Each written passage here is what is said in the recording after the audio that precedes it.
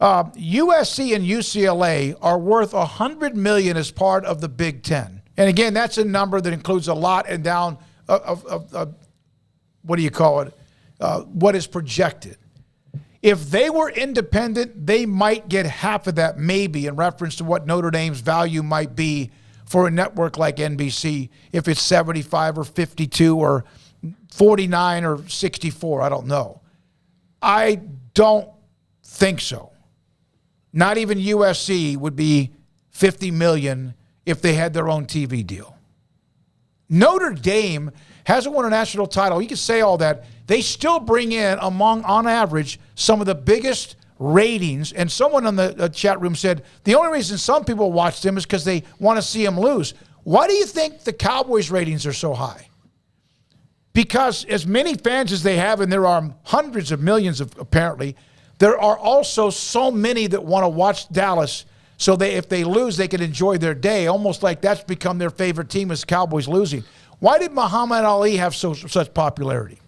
Yeah, because there were not only a ton of people rooting fans, for him, but how many wanted to see him. someone knock him on his ass? Yeah, but I wonder how much of that's out there, because how many people still think that way about Notre Dame? Like, I think I'm starting to, like, part of the fringe. I don't care about Notre Dame like that. That's a good point, Craig. That's a really good point, because when does that wear off? When do you stop? You know, I think right now. When does it wear off? When you're not very good, but for elite for in the a long national time. populace, where you say, well, it's always been this way. When does it wear off? The numbers show it. They're still very popular. Yeah, it is, and like there's a lot of Catholics in this country. That's They got a tie-in. Yeah, look, well, that's a value, though. Yeah, I agree. Right, I agree. But as far as people watching Notre Dame to watch them lose, I think that's very minimal now. I've lived in 6 states in my life. I've gone to like 20 different churches regularly when I was growing up and all that.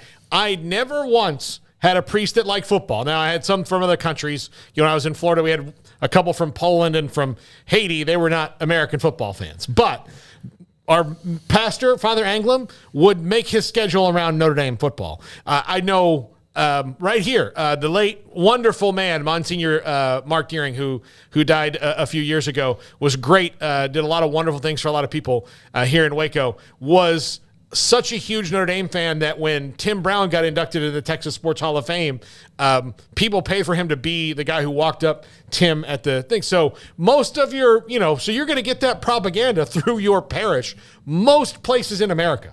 Yeah, I think they've got a built-in fan base that is large and will always be large, but I don't know how much of the casual viewers going like, I got to watch Notre Dame get beat down. Like, I think that ended like years ago, honestly. I mean, I'm in the Rudy time period, right? Where the movie was a big deal, but like I just don't. I mean, I know Notre Dame and the brand and the size and the respect and all that, but like I don't view them though as the Dallas Cowboys. I think that Bama's that. If anybody is that, it's and not who Notre will Dame. be Georgia eventually. They keep winning at that rate, they will become that too. But it doesn't matter because they still have 4 million people who will willingly, show up every weekend to watch them, and that's why they've got the brand power that they do. But yeah, you throw out a high number, 75, you'll probably get 60. You're making like 25 or whatever it is right now. So just based on time having passed, demand, all those things, they'll probably end up 50 to 60 to however much higher they can get than that. 75 seems like it's a bit unrealistic because that's tripling what you're already making. And that's a lot. I mean, doubling's one thing, tripling's another. But yeah, I mean, they're a big brand and all that, but I think that whole mystique factor, I don't consider that when talking about Notre Dame anymore. I think, who has that watch him lose? Andrea Cameron. I think that can now be said for the University of Texas. They're one of those teams that's polarizing. There's a handful of those teams polarizing that some will watch them who are fans who are wanting them to, of course, do well, and there are some who watch Texas, but they're like, if they went into the wilderness for another 3 to 5 years, which it doesn't appear they will, but if they did, they would find themselves almost in the same situation as Notre Dame. But also, I will say this for Notre Dame, and the value that they do bring almost also doesn't have anything to do with them. 50% of the games they play have another team. Well, I mean, all 100%, but 50% of the teams in the game are not Notre Dame, right?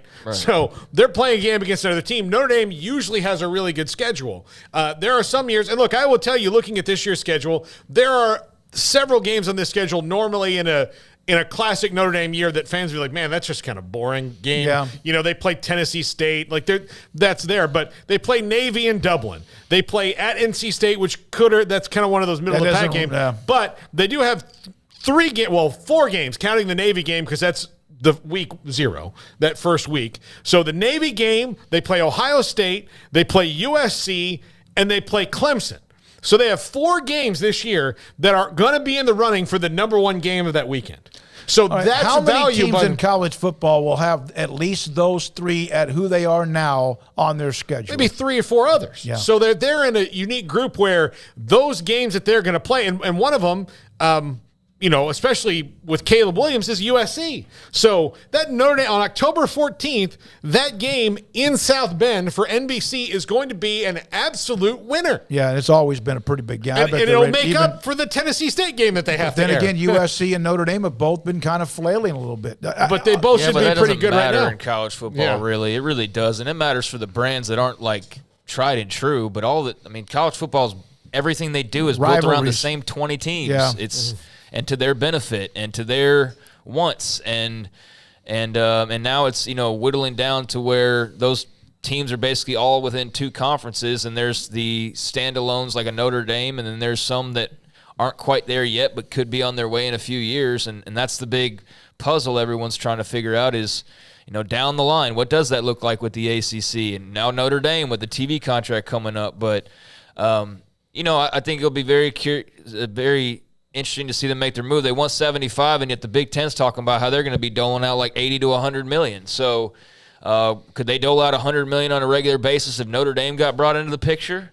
I'm sure that's something that they're all trying to figure out right now because that independence is great. I don't think you sacrifice that for anything other than like a $20 million bump or something crazy. But, if you're asking for 75 and maybe end up with 75 or maybe end up with 65, but joining a conference, you could have 85 to 100 million. I wonder if that's not the enticing enough to finally get them to maybe move off of their position. But I do understand the value of that independence and being the only team that's like that amongst their peers. And I also know it doesn't matter as much in the expanded playoff era, or does it? Because you think they get an automatic berth basically every year in an expanded playoff, but they'd have a pretty good shot of making it every year as a Big Ten or ACC member, too, if that were the route they were to go, because 12 teams are making it. If they walk and chew gum well, they're in the college football playoff, right? Yeah. Like 3 or 4 of the SEC 12 teams, yes. or a couple from the Big Ten. From CFP Plus, he's had a lot of good ones today. Are they that popular, or are they benefiting immensely from simply having games aired on NBC? I think it's a combination of both. Oh, they're popular. Yeah. They haven't been as elite college football relevant. I think they're popular. I think some of the mystique gets blown out of proportion, like I was saying a few minutes ago. I think people still act like it's 1972, and it's just not. It's not that, and hasn't been that for long enough now to the point of. Go find somebody 20 and under who really is like Notre Dame football, baby, and talking about its history and doing all that. They don't exist. In 72, there were only like 1 or 2 games every weekend on TV. I just threw a random year out there. Okay. I know. Here's the other thing, though, the value for NBC in that, so say NBC, broke out of the fog of that mystique that Craig's talking about. The thing is now you have to replace with something that you don't necessarily, what Notre Dame is. They're proven commodity as far as your ratings go. So if you decided, if you're NBC and you kind of woke up from the fog and said, yeah, we're done with this. Well, now you have to replace it, right? Well, what's available for you to replace it with? The Big Currently, Ten. Well, they've added that. Yeah. But right now, as they negotiate with Notre Dame for 2025, there's nothing they can replace it with that would be guaranteed that good. I'm telling you, it's going to take something extreme for Notre Dame to ever give up their independence. Yeah, like not getting 75 million or whatever, not getting anywhere close to that. Like if they're making 60 and then the Big Ten's making what Kevin Warren projected one day, they're making like $90 million. I mean, is $30 million enough to give up your independence? That's what the question everybody's been asking for 20 years now at this point is what would it take for Notre Dame to jump off that position? And to me, some it would people be think college football they can be money whipped like anybody else, but I don't know. I don't know about that. I don't know enough of the inside to know and predict that one way or the other. Because I could just as easily see them saying, no, we'll sacrifice an extra $15 million to have all the other things that come with not having to be associated directly with 15 other schools, 16 other schools, potentially. It's just, where do you see the value? And for them, I don't know exactly, but they've got a pretty valuable spot right now. They are the team that would absolutely move the needle in whichever direction they would decide to go. But yeah, that's a couple times now we've heard about what their desire is for this next TV deal. So we'll see what's offered up to them. Do they get hit with the same sports rights issues as other, leagues have potentially been hit with? What's the timing like when they go to the table in that regard? But yeah, but to your point, Paul, what are they going to replace it with? Ohio State, Michigan, Wisconsin, USC. They're going to have plenty to replace that one game a week with if they so need to. But I know that it is valuable for them. Notre Dame is the Wilt Chamberlain of football from One Choice. Was great in time, but the SEC Big Ten run college football. Notre Dame would be in a conference, according to Toast, if conferences said that their other sports had to be independent as well. Other than football, what else is the draw for Notre Dame? That's from Toast. It's just the brand's the draw as much as anything, and the football part of it, yeah, and just what that brand and the value that brings outside of sports. But yeah, it's an excellent point. They don't get me wrong, they still have the mystique. They still have the mystique that they could be the one lone dog out there on their own island by themselves and still manage and still survive just fine.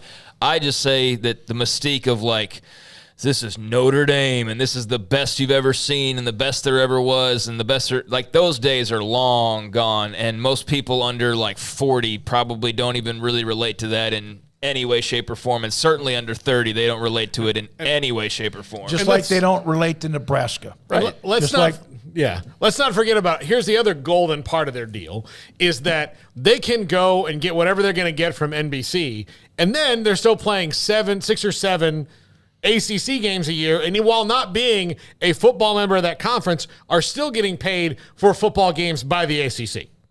So they're double dipping in a way that they won't be able to in a lot of the places, and have just ridiculous will that can get things done. Again, what's the price for freedom? Yeah. Because they have freedom right now. Do they need $30 million to be the gap to feel like they have to make and that's the question that nobody really knows. Everybody can say, well, if the Big Ten's making $85 million, they have to. No, they don't. They don't have to do anything. They're Notre Dame.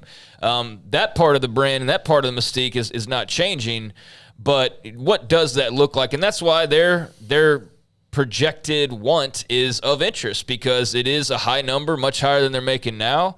And it's all in line with all of these other things that are being timed up to potentially explode into this whole new iteration of the top of college football. And so that's going to be fascinating. If you ranked all of the schools in a conference plus Notre Dame as most valuable television entity, a college program, where would they be? They'd be number one. They'd be in the top 5 at least, and possibly.